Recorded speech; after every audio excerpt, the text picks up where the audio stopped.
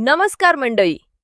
सृष्टीच्या कणाकणात ज्याचे अस्तित्व व्यापलेले आहे, जो शून्यातून विश्व निर्माण करतो आणि अंती पुन्हा सर्व काही शून्यात विलीन करतो, अशा त्या देवाधिदेव महादेवाच्या चरणी प्रथम साष्टांग दंडवत. महाशिवरात्रीची रात्र ही केवळ एक रात्र नसून ती अंधाराकडून प्रकाशाकडे, अज्ञानाकडून ज्ञानाकडे आणि जीवाकडून शिवाकडे जाण्याचा एक दैवी प्रवास आहे.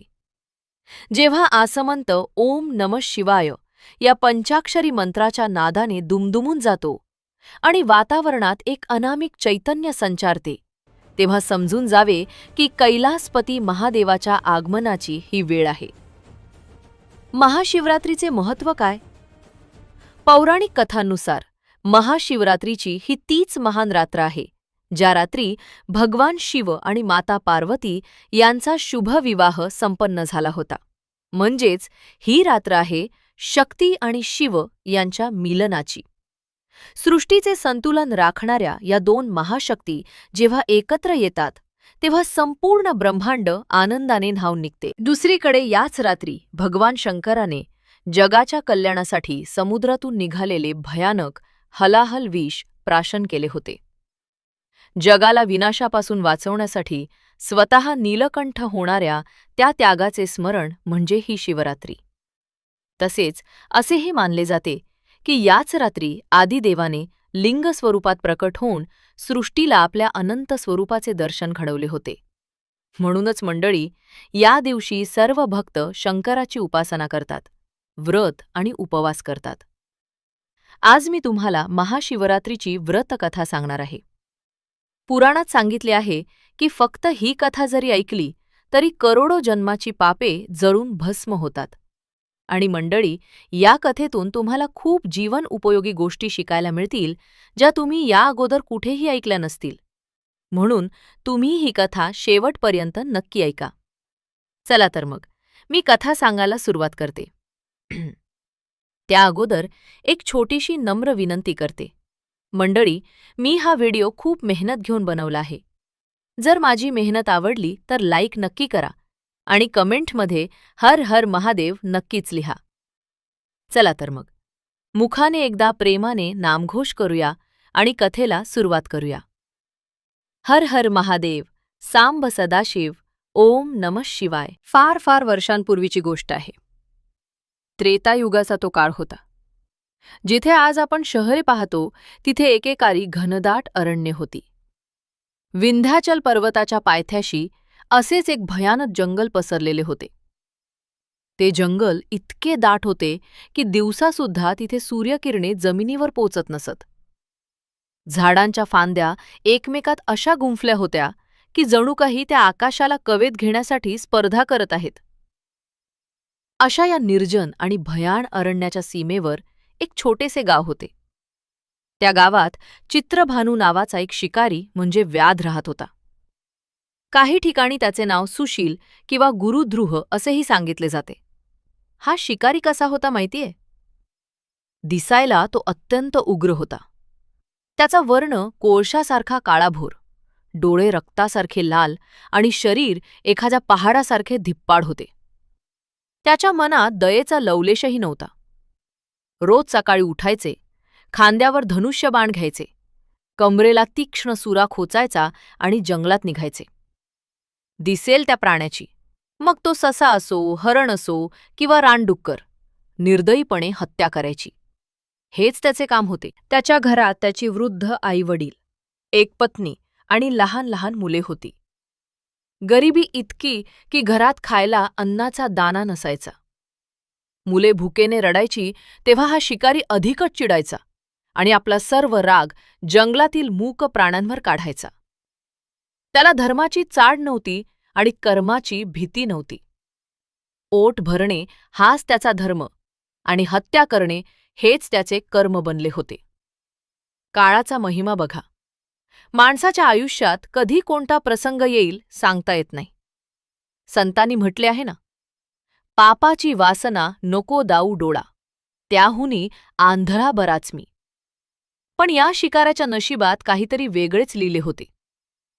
या शिकाऱ्यावर गावातील एका सावकाराचे खूप मोठे कर्ज झाले होते.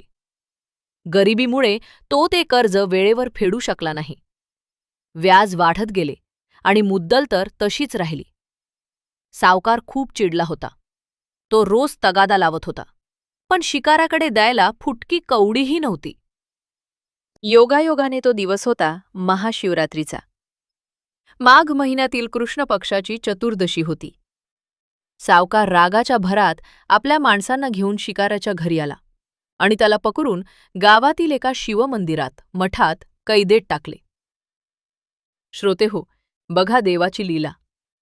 ज्या माणसाने कधी देवळाची पायरी चढली नव्हती त्याला आज दिवसभर मंदिरात राहावे लागणार होते. तो शिकारी तिथे कोपऱ्यात रागाने धुमसत बसला होता. पण मंदिरात काय चालू होते? आज महाशिवरात्री असल्याने सकाळपासून भक्तांची रीघ लागली होती. कुणी ओम नमः शिवायचा जप करत होते, कुणी बेलाची पाने वाहत होते, तर कुणी शिवलीलामृताचे पारायण करत होते. त्या शिकाराचे लक्ष जरी त्या गोष्टींकडे नव्हते तरी त्याचे कान उघडे होते. दिवसभर भगवंताचे नाम, कथा आणि भजनाचे सूर त्याच्या कानावर पडत होते. त्याला कळत नव्हते, पण नकळत त्याचे श्रवण भक्ती घडत होती. त्याच्या मनावरचे पापाचे थर थोडे थोडे सैल होऊ लागले होते. संध्याकाळ झाली. सावकाराने त्याला बोलावले आणि विचारले, "काय रे, पैसे कधी देणार? की तुला अशीच जन्मठेप देऊ?" तेव्हा तो शिकारी अगदी गयावया करून म्हणाला, "मालक, माझ्यावर दया करा. माझी लहान मुले घरी उपाशी आहेत. आज मला सोडा. मी उद्या पहाटेच जंगलात जाईन. मोठी शिकार करून ती विकून तुमचे सगळे पैसे परत करीन. पण आज मला जाऊ द्या." सावकाराला त्याची दया आली. शिवाय शिवरात्रीचा पवित्र दिवस होता. कोणाला त्रास द्यायचा नाही म्हणून सावकाराने त्याला सोडून दिले. आता शिकारी सावकाराच्या तावडीतून सुटला खरा, पण त्याच्यासमोर दुसरे संकट आवासून उभे होते. अंधार पडला होता. त्याला आठवले की गेल्या 2 दिवसांपासून घरात चूल पेटलेली नाही. मुले भुकेने व्याकुळ होऊन रडत असतील. जर आज मी रिकाम्या हाताने घरी गेलो तर माझी मुले अन्नावाचून तडफडून मरतील. हा विचार येताच त्याच्या अंगाचा थरकाप उडाला. सूर्य मावळला होता. अंधार दाटून आला होता. तरीही चित्रभानूने आपले धनुष्यबाण सावरले आणि तो तडक त्या घनदाट जंगलाच्या दिशेने निघाला. त्याला वाटले की रात्रीच्या वेळी एखादा प्राणी नक्कीच बाहेर पडे. तो जंगलात शिरला. रात्र जशी जशी वाढू लागली तशी तशी थंडीही वाढू लागली. माघाची थंडी ती. अंगाला झोंबणारा वारा सुटला होता. जंगल भयान दिसत होते. रातकिड्यांचा किर्र आवाज आणि अधूनमधून कोल्ह्यांची केकावली शांतता भंग करत होती. बिचारा शिकारी. दिवसभर मंदिरात बंदी असल्यामुळे त्यानेही काही खाल्ले नव्हते. म्हणजे त्याचा उपवास घडला होता, पण तो सक्तीचा होता, भक्तीचा नव्हता. तो भुकेलेला आणि तहानलेला होता. जंगलात वणवण भटकूनही त्याला एकही शिकार मिळेना. आज सारे प्राणी गेले कुठे असा प्रश्न त्याला पडला. त्याला माहीत नव्हते की आज प्राण्यांवर सुद्धा शंकराची कृपा होणार आहे. शेवटी तो जंगलाच्या मध्यभागी असलेल्या एका मोठ्या तलावाजवळ आला. हे तळे खूप जुने होते. काठावर मोठमोठी झाडे होती. त्याने विचार केला, रात्रीच्या वेळी तहान लागली की प्राणी पाणी पिण्यासाठी नक्कीच या तळ्यावर येतील. मी इथेच दबा धरून बसतो. पण जमिनीवर बसणे सुरक्षित नव्हते. वाघ सिंहाची भीती होती. म्हणून त्याने तलावाच्या काठावर असलेला एक उंच आणि डेरेदार वृक्ष निवडला. मंडळी, ते झाड कोणते होते माहितीये? ते झाड होते बेलाचे. ज्या झाडाची पाने महादेवाला प्राणप्रिय आहेत, त्या झाडावर हा क्रूर शिकारी चढून बसला. आता इथे एक दैवी योगायोग बघा. त्या झाडाच्या खाली जमिनीवर पाचोळ्याच्या ढिगाऱ्याखाली एक जुने शिवलिंग दडलेले होते. हे त्या शिकाऱ्याला माहीत नव्हते. तो झाडाच्या फांदीवर जाऊन बसला. फांदीवर बसायला जागा करताना तिथली पाने त्याला अडचण करत होती. म्हणून त्याने ती पाने तोडून खाली फेकायला सुरुवात केली. इथेच त्या चमत्काराची सुरुवात झाली. पहिली गोष्ट म्हणजे शिकारी दिवसभर उपाशी होता. दुसरी म्हणजे तो रात्रीपण जागी होता. तिसरी गोष्ट, तो झाडाची पाने तोडून खाली टाकत होता ती नेमकी खाली असलेल्या शिवलिंगावर पडत होती. त्याचे नकळत बिल्वपत्र अर्पण होत होते. चौथी महत्वाची बाब म्हणजे त्याच्या पाण्याच्या पिशवीतून सांडलेले काही थेंब खाली पडत होते. त्याच्याकडून नकळतच शिवलिंगाचा जलाभिषेक होत होता. पहा, देवाची लीला किती अगाध आहे. जो हिंसा करायला आला होता आणि क्रूर कर्माची तयारी करत असताना त्याच्या हातून नकळत महापूजेची तयारी सुरू झाली होती. रात्रीचा पहिला प्रहर उलटून गेला होता. आता अंधार गडद झाला होता. शिकाऱ्याचे डोळे तळ्याच्या पाण्यावर खिळले होते. त्याला आशा होती की आता तरी कोणीतरी येईल. तेवढ्यात त्याला वाळलेल्या पानांचा चर्र चर्र आवाज आला. त्याने खाली वाकून पाहिले. काय दिसले त्याला? एक अतिशय सुंदर पाणीदार डोळ्यांची हरिणी तिथे पाणी पिण्यासाठी आली होती. ती हरिणी गर्भार होती. तिचे पोट जड झाले होते.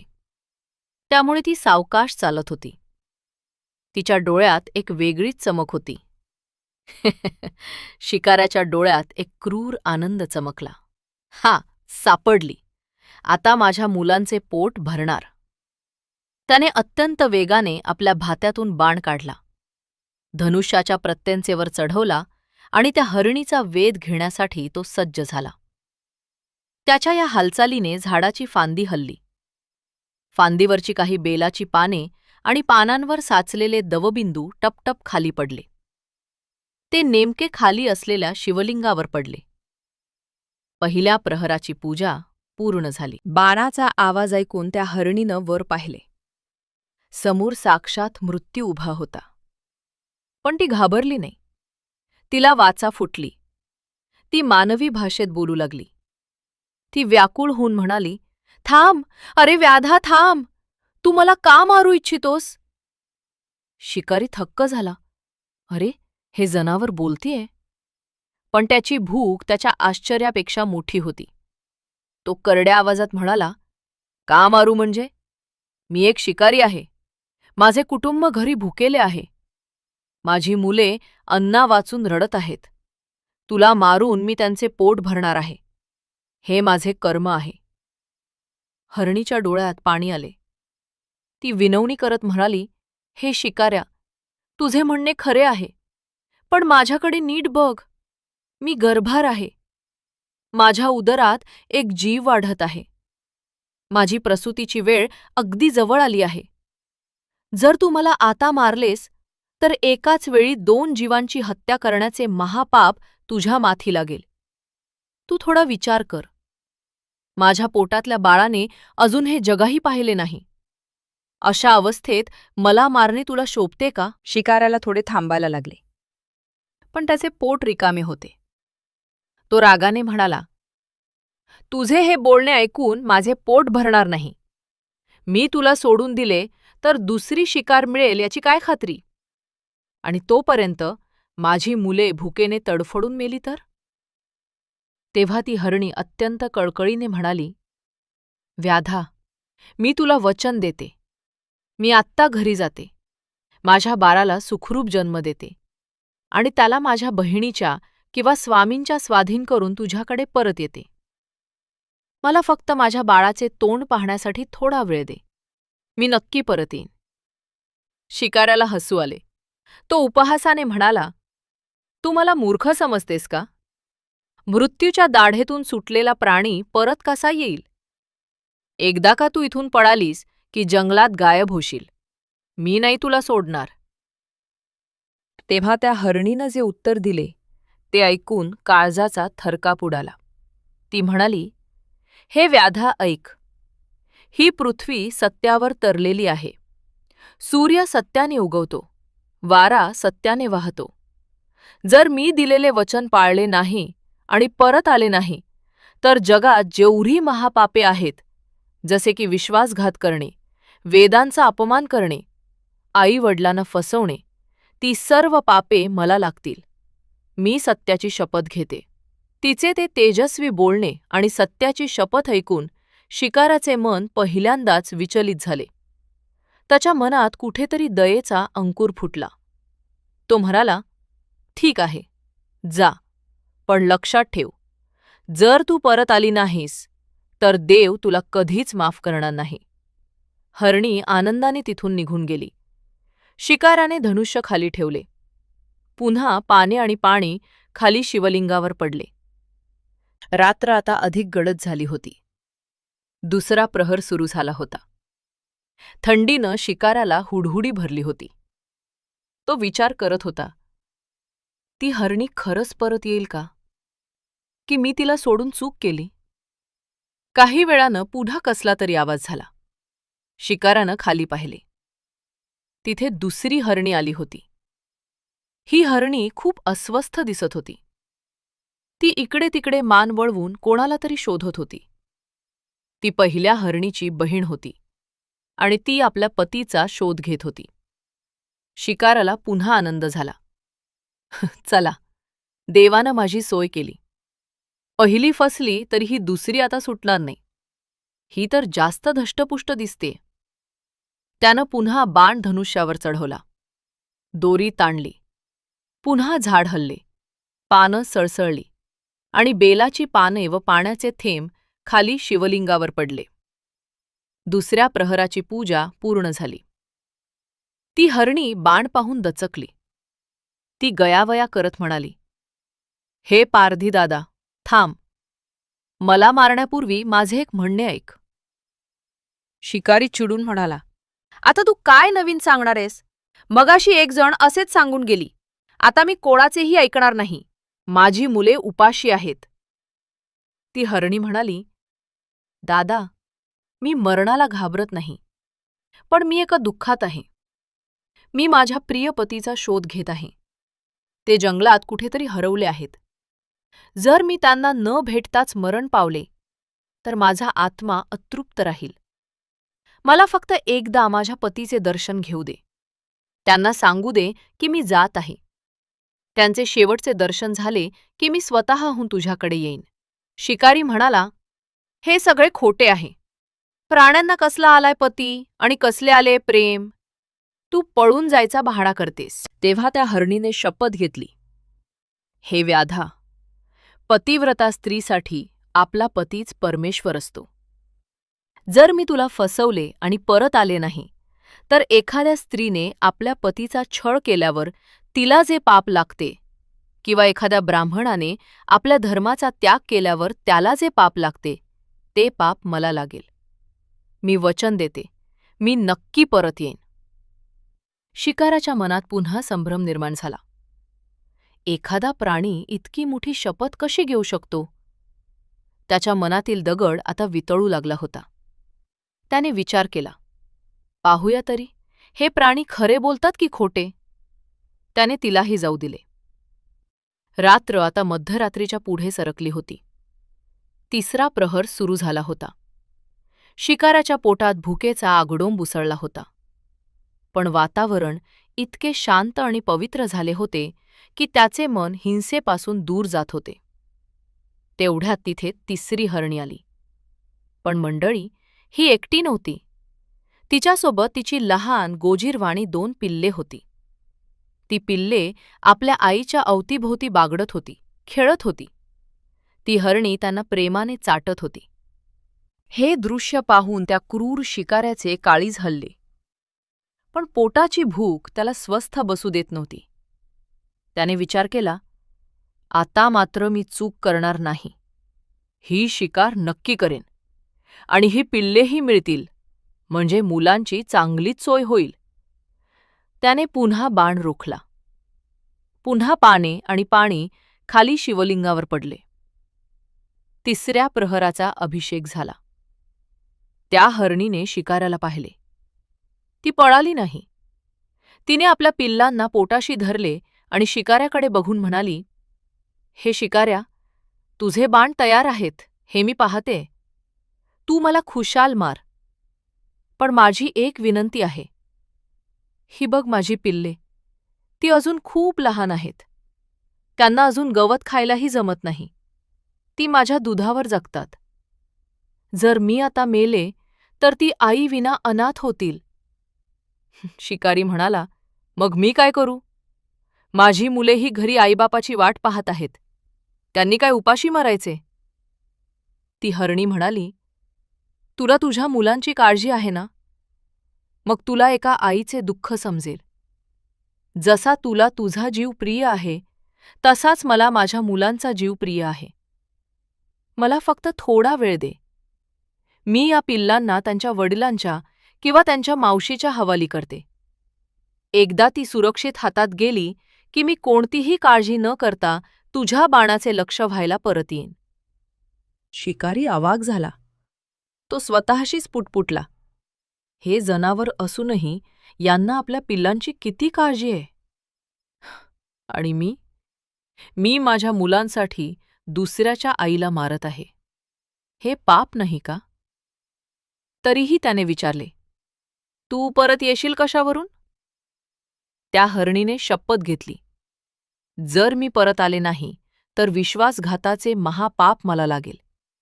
जी आई आपल्या मुलांसाठी खोटे बोलते तिला नरकातही जागा मिळत नाही. मी सत्य सांगतेय, मी नक्की येईन. शिकाऱ्याचे हात थरथरले. त्याच्या डोळ्यातील आसवे आणि हातातील बेलपत्रे पुन्हा खाली पडली. त्याला आता त्या हरणीला मारवेना. त्याने तिलाही जाण्याची परवानगी दिली. पहाटेची वेळ जवळ येत होती. चौथा प्रहर सुरू झाला होता. तांबडे फुटण्याची वेळ झाली होती. शिकारी झाडावर बसून होता, पण त्याचे धनुष्य आता त्याच्या मांडीवर पडले होते. तो विचार करत होता, मी आज 3 सावज हातातून सोडले. मी वेडा तर झालो नाही ना? तेवढ्यात तिथे एक धष्टपुष्ट रुबाबदार नर हरिण आला. त्याची शिंगे मोठी आणि वळणदार होती. तो त्या 3ही हरणींचा पती आणि त्या पिल्लांचा पिता होता. तो आपल्या कुटुंबाचा शोध घेत व्याकुळ होऊन तिथे आला होता. शिकाऱ्याने त्याला पाहिले. त्याने विचार केला, आता बास, आता काहीही झाले तर याला सोडायचे नाही. हा एकटाच माझ्या पूर्ण कुटुंबाचे पोट भरू शकेल. त्याने पुन्हा बाण ताणला. शेवटच्या प्रहराची पूजा नकळत घडली. त्या मृगाने शिकाराला पाहिले आणि गंभीर आवाजात म्हणाला, हे व्याधा, तुझे बाण अचूक आहेत. पण मला एक सांग, या वाटेवरून माझ्या 3 पत्नी आणि लहान मुले गेली आहेत का? शिकारी म्हणाला, हो, त्या तिघीही इथूनच गेल्या. त्यांनी मला परत येण्याचे वचन दिले आहे म्हणून मी त्यांना सोडले. आता तू आला आहेस, मी तुझी शिकार करणार. हे ऐकून त्या मृगाच्या डोळ्यातून अश्रू आले. तो आनंदाने म्हणाला, हे व्याधा, तू धन्य आहेस. तू माझ्या पत्नींना आणि मुलांना जीवदान दिलेस. त्या खरोखरच सती आणि सत्यवादी आहेत. पण ऐक, जर तू त्यांना मारले असशील तर मलाही मार, कारण त्यांच्याविना मी जगू शकत नाही. आणि जर त्या परत येणार असतील तर मलाही त्यांच्यासोबत जाण्याची परवानगी दे. मी त्या सर्वांना भेटून त्यांचे सांत्वन करून आणि सर्वांचा निरोप घेऊन तुझ्याकडे परत येतो. शिकारी म्हणाला, तुम्ही सर्वजण वेडे झाला आहात का? मृत्यू समोर असताना कोण परत येतो? तू मला फसवून पडून जाशील. मृग म्हणाला, नाही व्याधा, शरीर हे नश्वर आहे, पण सत्य हे शाश्वत आहे. आम्ही पशु असलो तरी धर्माला जाणतो. मी तुला खात्री देतो, मी माझ्या संपूर्ण कुटुंबासह तुझ्या अन्नासाठी परत येईन. जर मी तसे केले नाही तर मला मित्रद्रोहाचे आणि कृतघ्नतेचे पाप लागेल. शिकाऱ्याने आपल्या आयुष्यात असे सत्य आणि असा त्याग कधीच पाहिला नव्हता. त्याची शिकार करण्याची इच्छाच मरून गेली होती. त्याने त्या मृगालाही जाऊ दिले. तो मृग वेगाने आपल्या कुटुंबाला शोधण्यासाठी निघाला. जंगलाच्या एका कोपऱ्यात एका प्राचीन गुहेजवळ त्यांनी एकमेकांना भेटण्याचे ठरवले होते. पहाटेची वेळ होती. थंडगार वारा सुटला होता. तिथे ती पहिली गर्भवती हरणी, दुसरी पतीची वाट पाहणारी हरणी आणि तिसरी आपल्या लहान पिल्लांना पोटाशी धरलेली माता हरणी. सर्वजण अत्यंत चिंतेत उभे होते. प्रत्येकीच्या डोळ्यात प्राण दाटले होते. पण स्वतःच्या जीवाची भीती नव्हती, तर आपल्या कुटुंबाची काळजी होती. तेवढ्यात झुडपातून सळसळ ऐकू आली आणि त्यांचा लाडका पती तो मृगराज तिथे हजर झाला. त्याला पाहताच त्या तिन्ही हरणींच्या डोळ्यातून आनंदाश्रू वाहू लागले. पिल्ले आनंदाने बाबा बाबा करत त्याच्या पायाला बिलगली. मृगाने आपल्या कुटुंबाला सुखरूप पाहिले आणि त्याचा जीव भांड्यात पडला. त्याने प्रत्येकीला मायेने विचारले, तुम्ही सुखरूप आहात ना? त्या म्हणाल्या, हो स्वामी, आम्ही सुखरूप आहोत. त्या शिकाऱ्याने आमच्यावर दया दाखवली आणि आम्हाला तुम्हाला भेटण्यासाठी सोडले. मृग गंभीर झाला. त्याचा आवाज जड झाला. तो म्हणाला, प्रिये, त्या शिकाऱ्याने आपल्याला जीवनदान दिले नाही, तर फक्त मुदत दिली आहे. आपण सर्वांनी त्याला सत्याची शपथ दिली आहे. आता ती शपथ पूर्ण करण्याची वेळ आली आहे. कुणीतरी एकाला जाऊन मरावे लागेल. इथेच त्यांच्यात प्रेमाचा वाद सुरू झाला. प्रत्येकजण म्हणत होता, मी जाईन, मी जाईन. सर्वप्रथम तो मृग पुढे आला. तो म्हणाला, तुम्ही सर्वजण इथेच थांबा. मी या कुटुंबाचा रक्षक आहे. तुम्हाला संकटात टाकून मी जगू शकत नाही. मी त्या शिकाऱ्याकडे जातो आणि माझे बलिदान देतो. तुम्ही सुखाने रहा. हे ऐकून ती पहिली गर्भवती हरणी रडू लागली. ती म्हणाली, नाही स्वामी, असे कधीच होऊ शकत नाही. पतीशिवाय स्त्रीचे आयुष्य म्हणजे पाण्याविना तडफडणारा मासा. तुम्ही आमचे सर्वस्व आहात. तुम्ही गेलात तर आम्ही कोणाच्या आधारावर जगणार? त्यापेक्षा मी जाते. तेव्हा दुसरी हरणी, जी नुकतीच यौवनात आलेली होती, ती पुढे आली. ती आपल्या मोठ्या बहिणीला म्हणाली, अगं ताई, तू नको जाऊस. तू तर गर्भवती आहेस. तुझ्या पोटात आपल्या वंशाचा दिवा वाढत आहे. तू जर मेलीस तर एकाच वेळी 2 जीवांची हत्या होईल. ते महापाप ठरेल. तू थांब. ती पुढे म्हणाली, आणि स्वामी, तुम्हीही नको. तुम्ही या कुटुंबाचे छत्र आहात. मी जाते. मी अजून लहान आहे. माझे आयुष्य अजून पूर्ण व्हायचे आहे. पण तुमच्या दोघांच्या जीवाहून माझा जीव जास्त महत्वाचा नाही. माझ्या जाण्याने कुटुंबाचे नुकसान कमी होईल. हे ऐकून तिसरी हरणी, जी त्या लहान पिल्लांची आई होती, ती व्याकुळ होऊन म्हणाली, अगं वेडे, तू काय बोलतेस? तू तर आत्ताच यौवनात आली आहेस. तुला खूप काही करायचे आहे. खूप सुख भोगायचे आहे. तुझे वय मरायचे नाही. तू थांब. ती आपल्या पिल्लांकडे बघून रडत म्हणाली, मी जाते, कारण मी माझे आयुष्य जगले आहे. मला आता कशाचीही आसक्ती नाही. हे ऐकताच ती दुसरी हरणी ओरडली, ताई, तू नको जाऊस. तू गेलीस तर या कोवळ्या बालकांना दूध कोण पाजवेल? ती आईविना अनाथ होतील. त्यांचे हाल मला बघवणार नाहीत. आईशिवाय बाळाचे जीवन म्हणजे अंधारमय रात्र. तू त्यांच्यासाठी थांबलेच पाहिजे. त्या लहान पिल्लांनाही काहीतरी कळले असावे. ती पिल्ले आपल्या बाबांच्या आणि आईच्या मध्ये येऊन उभी राहिली. ती आपल्या बोबड्या भाषेत म्हणाली, आम्ही सुद्धा तुमच्यासोबत येणार. आम्ही तुम्हाला सोडून राहणार नाही. त्या गुहेजवळच्या निद्रेत असलेल्या झाडांनाही पाझर फुटला. असा तो संवाद चालू होता. कुणीच कुणाचे ऐकायला तयार नव्हते. प्रत्येकाला दुसऱ्यासाठी मरायचे होते. शेवटी त्या मृगाने सर्वांकडे पाहिले. त्याचे डोळे प्रेमाने भरून आले. तो म्हणाला, बास कर आता.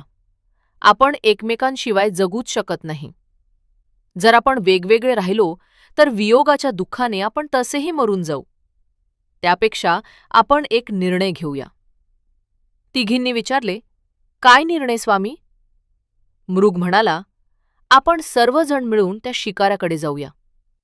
आपण त्याला सांगूया की आम्ही आमचे वचन पाळले आहे. त्याला ज्याची शिकार करायची आहे त्याची त्याने करावी. आणि जर त्याने एकाला मारले तर आपण सर्वांनी तिथेच प्राण त्यागायचे. सहजीवन आणि सहगमन हाच आपला धर्म. सर्वांना हा निर्णय पटला. त्या मुक्या प्राण्यांमध्ये किती एकी, किती प्रेम आणि किती त्याग. त्यांनी आपल्या डोळ्यातील अश्रू पुसले. त्या मृगाने पुढे होऊन वाट दाखवली. त्याच्या मागे त्या तीनही हरणी आणि पिल्ले चालू लागली. ती मृत्यूला सामोरे जायला निघाली होती, पण त्यांच्या चेहऱ्यावर भीती नव्हती, तर सत्य पाळल्याचे समाधान होते. सकाळ झाली. सूर्याची कोवळी किरणे झाडांवर पडली.